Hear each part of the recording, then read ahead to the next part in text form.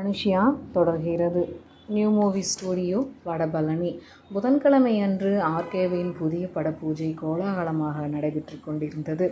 கங்காதர் நாயுடு ஆர்கேவுக்கும் புதுமுகம் ரேஷ்மாவுக்கும் ரோஜா மாலை அணிவித்து மரியாதையும் செலுத்தினார். ரேஷ்மாவின் வெண்மை நிறம், ஒல்லியான உடல் அழகு, நீல நிற கண்கள், பழுப்பு நிற கூந்தல் பற்றி ஸ்டுடியோ முழுவதும் பேச்சாக இருந்தது. ஆர்கே தமிழ் சினிமாவில் இதுவரை யாரும் பார்க்காத புதுமையான கதாநாயகியை அறிமுகப்படுத்தி புது அத்தியாயத்தை தொடங்கி வைத்திருக்கிறார் என புகழ்ந்து தள்ளினார்கள். அனுஷ்யா தன் ஷூட்டிங்கை ரத்து செய்துவிட்டு இன்று ஆர்கேவை சந்தித்து பேசியே தீர வேண்டும் என்ற முடிவோடு ஸ்டுடியோவுக்கு வந்தாள். படப்பூஜை நடக்கின்றன. முதல் தளத்தில் வாசல் நின்றிருந்த பணியாளர் அவளை வரவேற்பறையிலிருந்து சோபாவில் அமர்ந்து காத்திருக்கும்படி சொன்னான். பூஜை ஆரம்பிச்சாச்சு மேடம், இப்போ யாரையும் உள்ளே அனுப்ப முடியாது, ப்ளீஸ் உட்காருங்க. அனுஷ்யா மனதை அமைதிப்படுத்தி கண்களை மூடி உட்கார்ந்தாள். அதே தளத்தில் 7 வருடங்களுக்கு முன் அவள் அறிமுகமான அமிழ்தரசியின் காதலன் படப்பூஜை நடந்த நினைவுகள் அவள் கண்களில் பசுமையாக காட்சியளித்தது. பூஜை முடிந்து பணியாளர்கள் வெளியேறி சிறிது நேரம் கழித்து கங்காதர் நாயுடு மெதுவாக படிகளில் இறங்கி வந்தார். வரவேற்பறையில் அனுஷ்யா அமர்ந்திருப்பதை கவனித்ததும், அடடே அனுஷ்யா பங்காரம், எப்படிமா இருக்க? ஏன் இங்கே உட்காந்துருக்க? மேலே பூஜைக்கு வந்திருக்கலாமே. அனுஷ்யா எழுந்து வணக்கம் தெரிவித்து, கொஞ்சம் லேட் ஆகிடுச்சு சார். அப்படியா? ஹைதராபாத்தில் ஷூட்டிங் எப்போ? அடுத்த வாரம் இருக்குது சார். நல்லதும்மா, நான் கிளம்புறேன். புது ஹீரோயினை போய் பாரு, ரொம்ப அழகாக இருக்கா. ஓகே சார், பார்க்குறேன். நாயுடு மனதிற்குள் நமட்டு சிரிப்போடு காரை நோக்கி நடந்து சென்றார். அனுஷ்யா வேகமாக படிகளில் ஏறி முதல் தளத்திற்குள் நுழைந்தாள். தன்னோடு சேர்ந்து நடிக்கும் காட்சிகளில் எப்படி நடிக்க வேண்டும் என்று ரேஷ்மாவிற்கு விளக்கி கொண்டிருந்த ஆர்கே அனுஷ்யா வந்ததை எதிர்பார்க்கவில்லை. திகைத்து நின்றார். அனுஷ்யா நிதானமாக நடந்து சென்று அவன் பாதங்களை தொட்டு வணங்கினாள். உங்கள் கூட பேசணும்னு வந்திருக்கேங்க சார். ஆர்கே நிலைமையை பக்குவமாக சமாளிக்கும் நோக்கத்துடன் ரேஷ்மா பக்கம் திரும்பி, Reshma, she is Anushya, top south Indian heroine. Reshma அனுஷ்யாவை ஆச்சரியத்தோடு பார்த்து மென்மையாக கட்டி அணைத்து கன்னத்தோடு உரசினாள். Wow, you look so beautiful Anushya. I am very happy to meet you. RK ரேஷ்மாவை தனியாக அழைத்து சென்று பேசி விடை கொடுத்து அனுப்பிவிட்டு அனுஷ்யாவிடம் வந்தான். வா அனுஷ்யா, என் ரூமில் போய் பேசலாம்.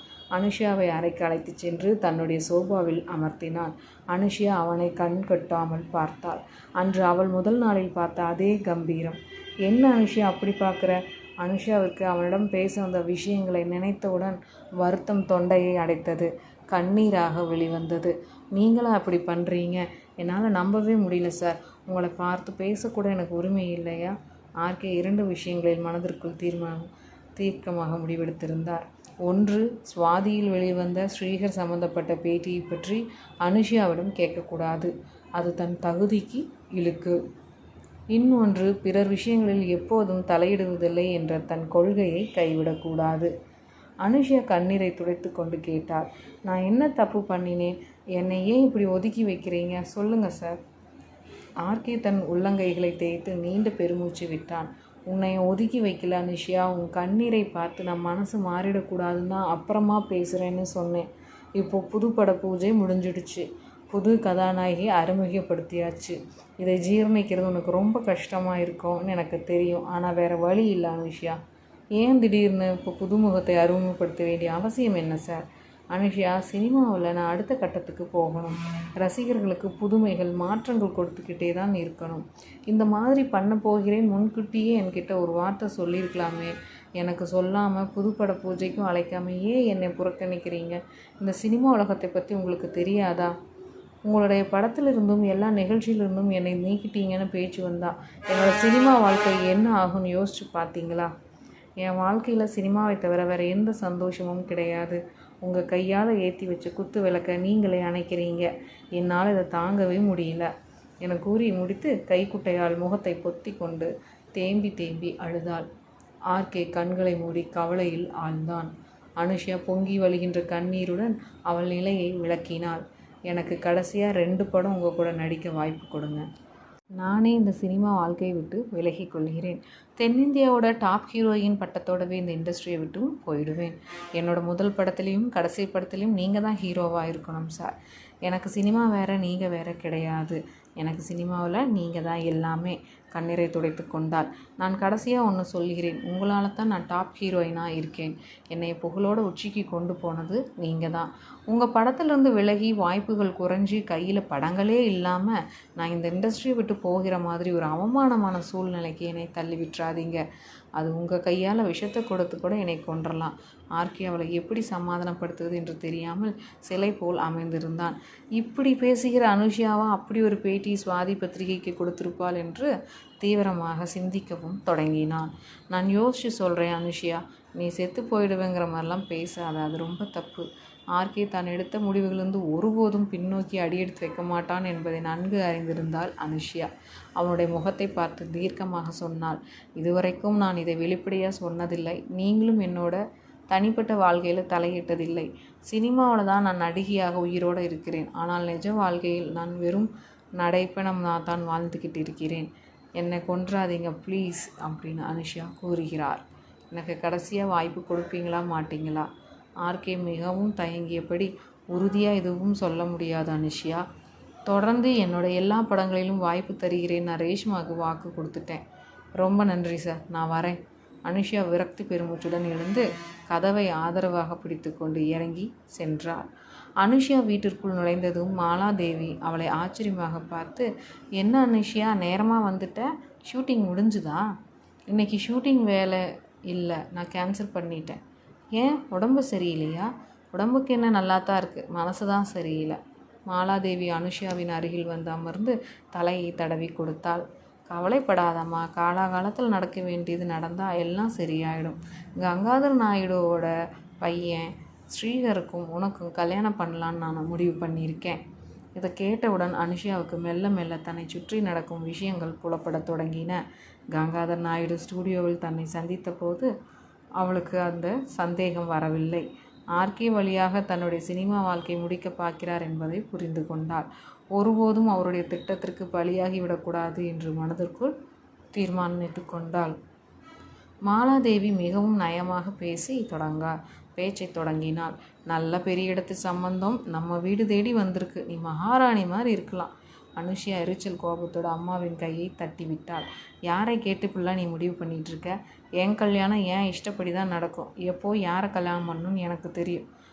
மாலாதேவி கோபத்துடன் எழுந்து நின்றாள். என்ன அனுஷியா, ரொம்ப தான் வாய் நீளுது? உன்னை பெற்று வளர்த்து கோபுரத்தில் உட்கார வச்சிருக்க அம்மா கிட்ட பேசிகிட்டு இருக்கிற, மறந்துடாத. எதுமா கோபுரம்? இது அக்னி குண்டம். தினமும் நெருப்பில் தான் அணுவாக துடிச்சு செத்துக்கிட்டு இருக்கேன். ஒரு நாள் கூட ஆசையாக கண் விழிச்சதும் இல்லை, நிம்மதியாக தூங்குனதும் இல்லை. ஸ்ரீகருக்கும் எனக்கும் கல்யாணம் பண்ணி வைக்கலான்னு பகல் கனவு மட்டும் கன்றாத. இந்திரஜித்தை தவிர வேறு யாரையும் நான் கனவுல கூட நினச்சி பார்க்க மாட்டேன். மாலாதேவி ஆச்சரியத்தில் புருவத்தை உயர்த்தி, ஓஹோ, அந்த வெறும் பையன் கொடுத்த தைரியத்தில் தான் பெத்த தாயவே தூக்கி எறிஞ்சு பேசுகிறியா? உனக்கும் அந்த வெறும் பையனுக்கு எப்படி கல்யாணம் நடக்குது நான் பார்க்குறேன். இந்த வீடு வாழ்க்கை ஒரு நரகம். இங்கே இருந்து என்னைக்கு நான் போகிறேனோ அன்னைக்கு தான் நான் நிம்மதியாகவே இருப்பேன் என்று தலையில் அடித்து அடித்து அழுது கொண்டாள். அவள் அறைக்கு சென்று கதவை தாளிட்டு கொண்டாள் அனுஷியா. மறுநாள் காலையில் எழுந்தவுடன் அனுஷியா செய்தித்தாளை புரட்டி பார்த்தாள். சினிமா செய்திகளின் தலைப்புச் செய்தி, ஆர்கே படத்தின் புதிய நாயகி ரேஷ்மா, அனுஷியாவின் சகாப்தம் முடிவுக்கு வந்தது என்ற தலைப்பு இருந்தது. உள்ளே எழுதியிருந்த கற்பனையான விஷயங்களை படித்து பார்த்து கண்களை இறுக மூடிக்கொண்டாள் அனுஷியா. கங்காதர் நாயுடு தன் அலுவலகத்தில் செய்தித்தாளை படித்துவிட்டு புன்னகையுடன் மேசையில் தூக்கி போட்டார். முதல் காரியம் நினைத்ததை விட வெற்றிகரமாக முடிந்தவுடன் அடுத்த காரியம் இதைவிட சிறப்பாக முடியும் என்ற நம்பிக்கை அவர் மனதுக்குள் எழுந்தது. மாலாதேவி அவருடைய அலுவலகத்தில் நுழைந்தாள். வணக்கம் அண்ணையா, அனுஷியா கல்யாண விஷயமா உங்ககிட்ட ஆலோசனை கேட்கலான்னு வந்திருக்கேன். இந்திரஜித் பிரச்சனையாகத்தான் இருக்கும் என்று தெரிந்தாலும் அவள் வாயாலவே சொல்லட்டும் என்று காத்திருந்தார். வணக்கம்மா, உட்காருங்க, என்ன கேட்கணுமோ தயங்காமல் கேளுங்க. மாலாதேவி பூசி மெழுகுவது போல் ஆரம்பித்தாள். அனுஷியாவும் இந்திரஜித்தும் ஒரு படம் கூட சேர்ந்து நடித்ததில்லை, அவனோட பழக்கமும் கூட இல்லை. ஆனாலும் அவன் மேலே ஒரு நல்ல அபிப்பிராயம் இருக்கும் போல், அதனால் கல்யாணம் பண்ணிக்கிறதுக்கு கொஞ்சம் யோசிக்கிறான். கங்காதர் நாயுடு திட்டமிட்டு வைத்திருந்த அடுத்த அஸ்திரத்தை கையில் எடுத்தார். ஹஹஹா, இவ்வளோதானா மாலா சேச்சி? அனுஷியாவும் ஸ்ரீதரும் பல வருஷமாக சேர்ந்து நடிக்கிறாங்க. ஸ்டூடியோவுக்கு வெளியிலையும் அவங்க பேசி பழகிறதுக்கு நம்ம சந்தர்ப்பத்தை ஏற்படுத்தி கொடுத்தா 2 பேரும் இன்னும் நெருக்கமாகிடுவாங்க. எனக்கு புரியலையே அண்ணையா, அனுஷியோட பிறந்தநாள் எப்போது வருது, அப்போது அவள் எங்கே இருப்பா? ஸ்ரீகரோட சேர்ந்து பிறந்தநாள் கொண்டாடுற மாதிரி ஏற்பாடு பண்ணிடுவோம். மாலாதேவி தன் டைரியை புரட்டி பார்த்துட்டு சொன்னார். அன்னைக்கு அவள் கொடைக்கானலில் இருப்பா. இன்னும் 2 வாரம் இருக்கிறது பிறந்த நாளுக்கு. அடடே, கொடைக்கானலா? ரொம்ப வசதியாக போச்சு. நமக்கு நிறைய செல்வாக்குகள் உள்ள இடம். இந்திரஜித்தை பற்றி கவலை விட்டு தள்ளுமா. இன்னும் 2 வாரத்துக்கு பிறகு அனுஷியா இருக்கிற பக்கம் கூட அவன் தலை வச்சு படுக்க மாட்டான். அது மாதிரி நானே செஞ்சு விடுறேன் அப்படின்னு சொல்லிவிட்டு மிகவும் பலமாக சிரித்தார்.